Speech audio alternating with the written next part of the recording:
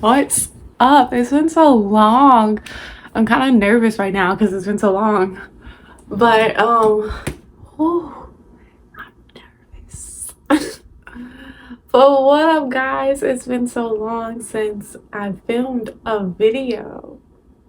Like filmed at all. I think it's been like 2 weeks. 2 weeks, I think. I'm back. That's all.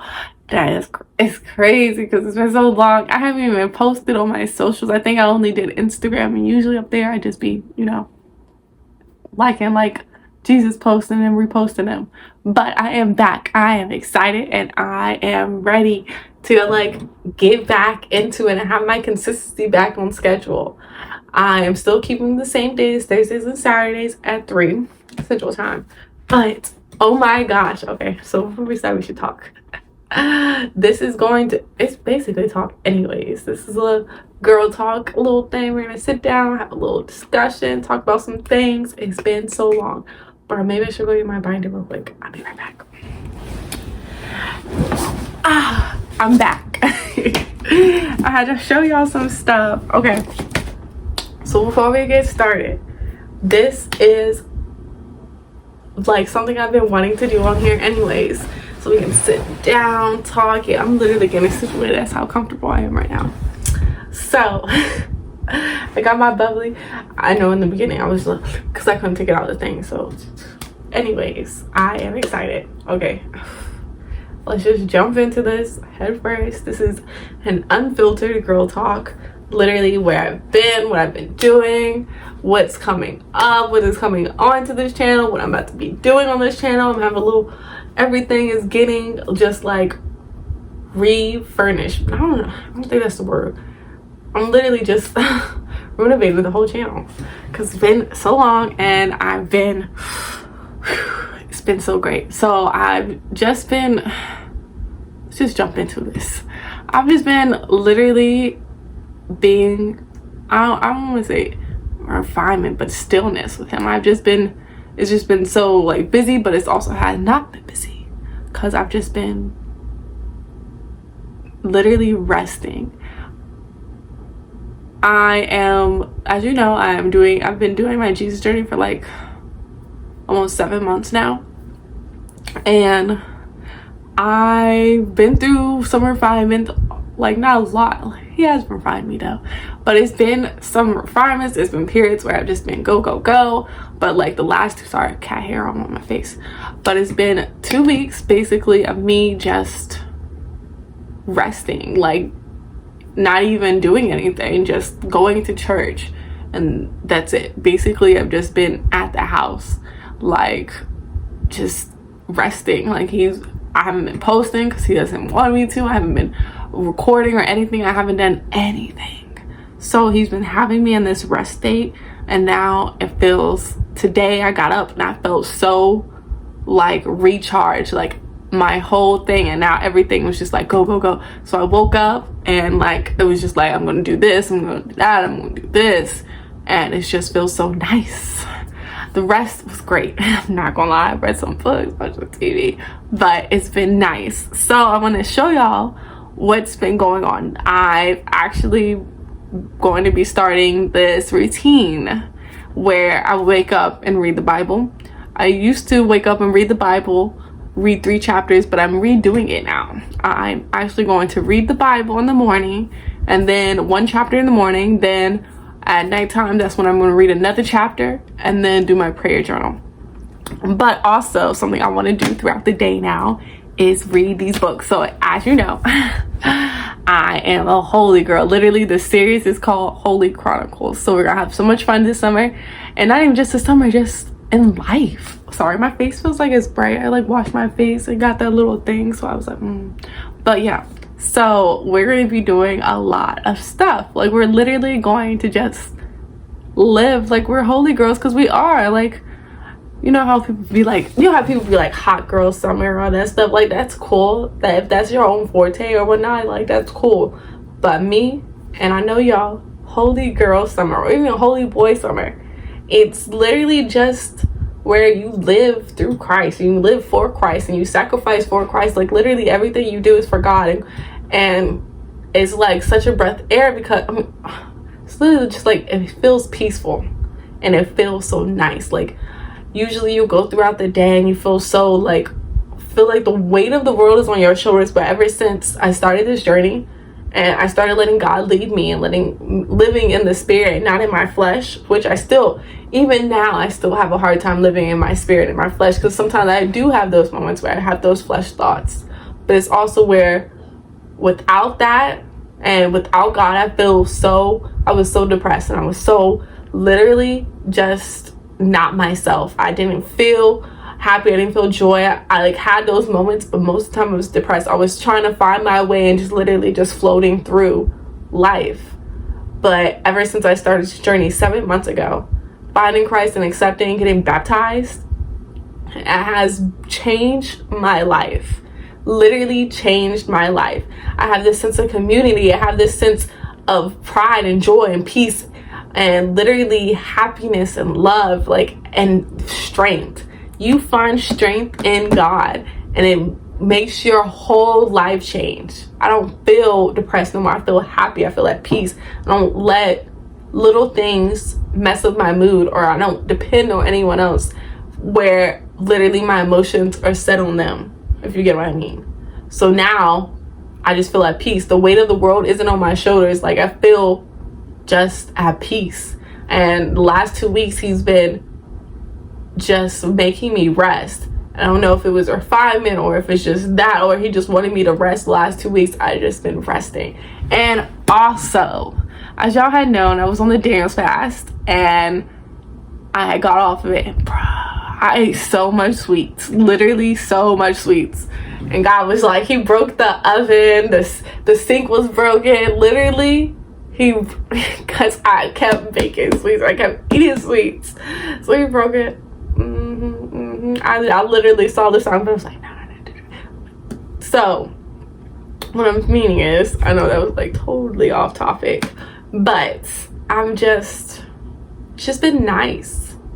And now that I'm back and I'm ready to go, like I'm ready to do this and I'm ready to start this, finish, like just go through life with y'all, because it's so nice. We're a family. Literally, Hope's Corner, little Hope's Corner, but I'm like, Hope's. We are just like, this is our little corner for everyone just to be themselves and not have to, like, the world conform them.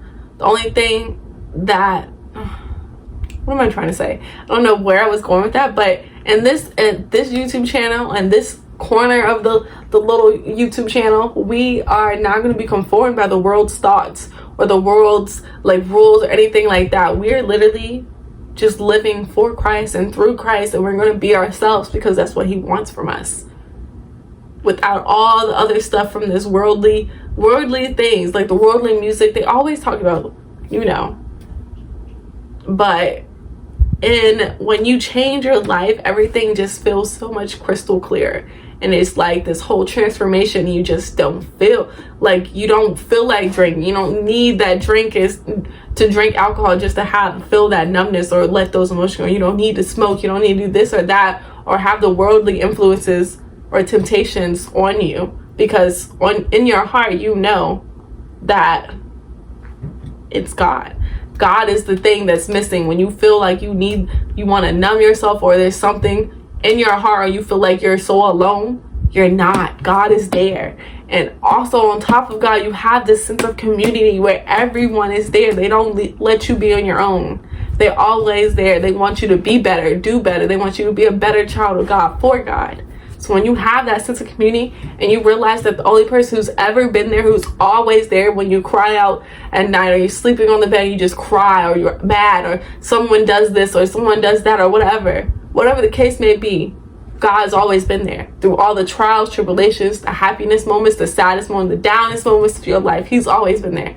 No one else, just him. So when you think about that, it's magical. And when you let that in your heart and in your soul and your spirit and your body, everything changes. I don't know if I said that. I feel like I was just like going on. But on to the other things. Oh yeah, did I show y'all I know this video is over, but I wanted to show y'all. I made this binder. It's messed up now because it's not messed up, but it's just like I need to refix it. But I made this little cover thing. I don't know if you can see it. It's literally just like, it's kind of like you know how they do vision boards? This is like my Jesus vision board. I got literally different quotes, stuff up here that just reminds me of Jesus. And Holy Girl, as you can see, Holy Girl. Anyways, so I've just been nice. So, but back to the topic of what I was saying is, lately I've wanting to do this whole different routine. So I'm incorporating stuff in my life or in my routine where I incorporate God into it. Always seeking out God daily, always, and making sure he knows he's put first. He's number one in my life. So I'm always trying to incorporate him in everything I do. Hence the channel, everything is about him, which is called Little Hope's Corner, because hope. But I've actually, my best friend / roommate, she had these books, and if you know Mike Tide, I love Mike Tide. He is awesome. You should definitely look him up on YouTube. He has great, he literally, it feels like the spirit is moving into him. So when you listen to it, it's just, it changes your whole perspective. You should definitely watch one of his videos and you'll see what I mean. But he has these 2 books that I am going to start reading. One of them is a relationship goals on how to win at dating, marriage, and sex. As you see, it looks like this, and this is the back. But I'm as a holy girl, it is hard to date. It's not that hard to date. I actually haven't been dating. I've just been, you know, loving by myself. But this is something I feel like will help most people, or most Christians, holy girls, holy boys, whatever you want to call it, when you are going through this, like walking through this world, walking on this, I don't know how to say it. When you're just literally in this life and you're a follower of God and you're trying to save people and you're doing your purpose and with God, it can be difficult or challenging. That's a better word, challenging to date. Or there are also trials and tribulations when you're dating in your relationship, whether it's dating or marriage or whatever or whatnot, or even when it includes, you know, I don't know if I can say it on YouTube, but I'm gonna say sex. So it can be challenging, trust me, I know. But I haven't dated in the last step since I started my journey. I've just been focusing on God and building that relation with him, and now I feel at a point where I am ready for that. But it's also where I don't want to push myself or make it happen on my own. I want God to, I feel like God will send you someone in that moment, whether it be the one he literally created for you, because everyone has someone in this world that God created specifically for you, and he will tell you. So even until then, if you want to just wait till you find that person, that's cool, because that's what I'm doing. I think this book will definitely help you in all things when it comes to interacting and having that like relationship from it. I don't know how to say it. Dang, I keep messing but you know what I mean. When you're like, as a holy girl, it can be difficult to date. And as a Christian, it can be difficult to date, but it's also where you'll know, as long as you let God lead you in those relationships and God's the center of those relationships, then you have no problem. Everything will work out. There's always going to be trials. There's always going to be tribulations. There's always going to be something in there, but this is not to make you downfall. It's still to test you and see how your faith is in God and your trust in God is, and how far, I don't want to say how far you're willing to go, but basically just test your faith and your trust in him. Because every trial and tribulation, he doesn't do it to hurt you. He does it to strengthen you. And that's one of the main things. So this book, I think, will help you. So you definitely should check it out. I'm trying to incorporate this. I am going to incorporate reading at least a chapter of this book and before bed, and also a chapter of my Bible before bed. So when I wake up, I'm gonna read the Bible, one chapter, write down, and then I want to read this before bed, which is the relationship goals, and then another Mike Tide book. It's called Crazy Faith.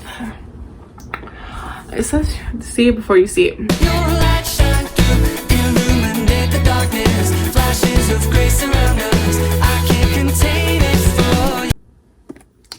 Okay, sorry. Sorry, I had a call, but bro, I don't know. Oh yeah, crazy faith, crazy. Okay, so this is the Mike Tide Crazy Faith. It's only crazy until it happens. Okay, so I actually don't know basically what this is going to be about, but I know that this is something that will help in your faith and your journey in God as well. I know that. My best friend already did this years ago and did a crazy faith list. I'm just starting mine now, so hence why I wanted to read this and get to like see what it's about and know that these, what you read and what you nourish your body with, not even nourish your mind with, it stays in there. And it's also stuff like most people in our generation, because I'm 24, 1999 baby, but in our generation, sorry, lots of people texting me. In our generation, we are always in our phones. Even now, like, we're in our phones, we're in the TV, we're always doing something, and we never set aside that time for God. We're always on a schedule. It's go, go, go. We got to do this or that, but we never make time for God and put him first and number one above all else. So when you think about it, I'm guilty of it. I'm guilty of not putting him first and always just pushing him in the back burning. But I am guilty of it, but I am changing my ways. That's what you got to do. People be like, I'm guilty of it, but then they go right back to it. I'm going to change it. I'm going to do this, but never do it. Actually, they never keep to their word.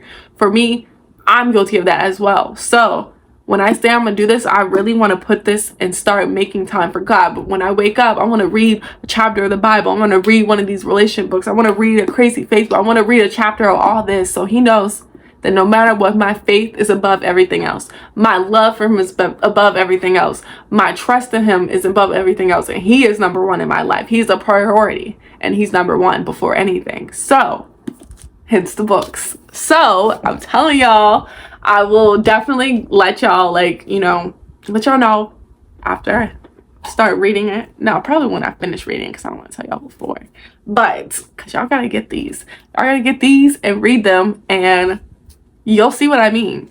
But these are something that I feel like will help me in my Jesus journey, my godly journey. And this, it's a everyday thing. There's always going to be temptations. There's always going to be tribulations and trials in your path, onto your purpose, on the journey of your purpose for God, because he has put a purpose on all of our lives. So when we get to that point and we're making this, we got to make sure that he knows he's number one. That he puts us above everything else. So why doesn't he have the same from us? So I am going to start incorporating. I'm going to read a chapter of let me finish. I am going to read a chapter of my Bible. And then I'm going to read a chapter of these two books as well every day. I'm going to read a chapter, wake up, do my Bible, read a chapter of that, write down my notes, study that, and then I'm going to go on and do what we got to do. There's no reason. He does not want you not doing. Well, I can't say that. It just depends on what you're doing. If he's telling you, you read a chapter, let him know he's first. When you wake up, read the Bible. Read your Bible. Get up, read a chapter. It doesn't have to be 2 chapters. Read a chapter. If you really read a chapter, let him know you'll make time for him. Read a chapter that you feel like he's pushing you towards or guiding you towards.